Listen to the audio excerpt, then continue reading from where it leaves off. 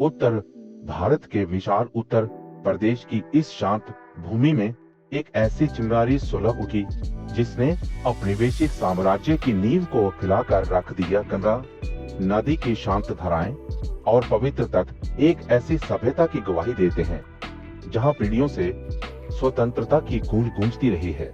यह भूमि केवल एक भूगोल नहीं बल्कि भारतीय आत्मा के इतिहास।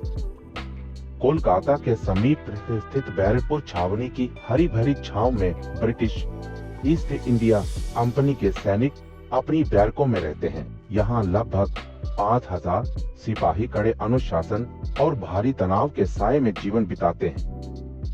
30-34 वर्ष की आयु के मंगल पांडे बलिया के एक साधारण ब्राह्मण परिवार से ताल्लुक रखते हैं। उनकी आंखों में अधिक संकल्प और चेहरे पर अनुशासन तथा स्वाभिमान की गहरी छाप दिखाई देती है। 35 किलोग्राम वजनी भारी मस्कट राइफल और पारंपरिक वर्दी पहने ये सैनिक घंटों परे करते हैं। उनकी हर गति में अनुशासन है, किंतु उनके दिलों में विदेशी हुकूमत के प्रति गहरा असंतोष सुलग रहा है। मार्च 1 के शुरुआती दिनों में छावनी में एक नई अफवाह फैलती है। निसार के इन नए कारतूसों पर गाय और सुअर की चर्बी का लेप है। यह एक ऐसा आघात है जो सिपाही की धार्मिक और सांस्कृतिक अस्मिता को सीधे चुनौती देता है। रात के सन्नाटे में छावनी के भीतर फुसफुसाहटें बढ़ती हैं। लगभग 2 किलोमीटर के दायरे में फैली इन बैरकों में बेचैनी एक अदृश्य कोहरे की तरह फैल जाती है जो किसी बड़े तूफान की पूर्व सूचना देती है। 1957 की 29 मार्च की सुबह सूरज की पहली किरणें बैरकपुर की धरती को छूती हैं। हवा में एक अजीब सा तनाव है और मंगल पाले अपनी बैरक से निकलकर परे मैदान की ओर अग्रसर होते हैं। अपने हाथ में पारंपरिक हथियार और आंखों में अटूट साहस लिए मंगल पांडे अपने साथियों का आह्वान करते हैं। वे उच्च स्वर में अंग्रेजों के खिलाफ उठ खड़े होने का संदेश देते हैं जो पूरे मैदान में गूंज उठता है। ब्रिटिश अधिकारी सार्जेंट मेजर ह्यूबर्ग गुस्से में घोड़े पर सवार होकर आगे बढ़ते हैं। वे स्थिति को नियंत्रित करना चाहते हैं, किंतु दो विरोधी संस्कृतियों का टकराव अब अपरिहार्य हो चुका है। एक पल में संघर्ष छिड़ जाता है। मंगल पांडे का प्रहार सटीक और तीव्र होता है। 5 किलो वजनी पारंपरिक तलवार और राइफल के इस प्रहार से ब्रिटिश सेना की अजेयता का भ्रम क्षण भर में टूट जाता है।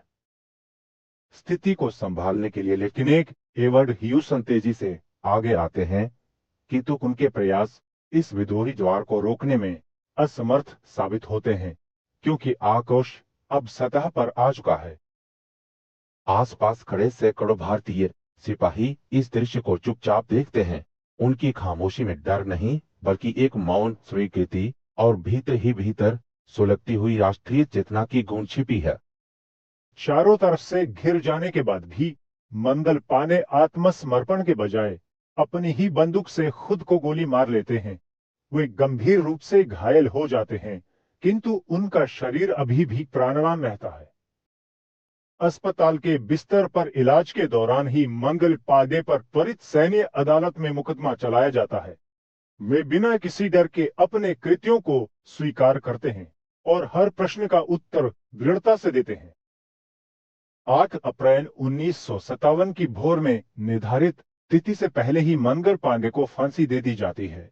ब्रिटिश प्रशासन इतनी जल्दी में था कि वह इस चिंगारी को फैलने से रोकना चाहता था। मई महीने तक आते आते उस पूरी 34वीं बंगाल इन्फेंट्री को अपमानजनक तरीके से बंद कर दिया जाता है।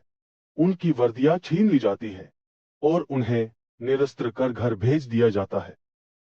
बैरकपुर की यह राख ठंडी भी नहीं हो पाई थी कि मई के शुरुआती हफ्तों में मेरठ में एक विशाल विद्रोह भड़क उठता है। यह वही चिंगारी थी जो अब एक दावानल का रूप ले चुकी थी। कुछ ही हफ्तों के भीतर दिल्ली से लेकर लखनऊ और कानपुर तक ये क्रांति हजारों किलोमीटर के दायरे में फैल जाती है। किसान, कारीगर और सिपाही सब एक साझा उद्देश्य के लिए एकजुट हो जाते हैं। यद्यपि उस वर्ष का यह पहला स्वतंत्रता संग्राम दबा दिया गया, किंतु मंगल पांडे का नाम भारतीय इतिहास में अमर हो गया। वे प्रतिरोध और बलिदान के सार्वभौमिक प्रतीक बन गए।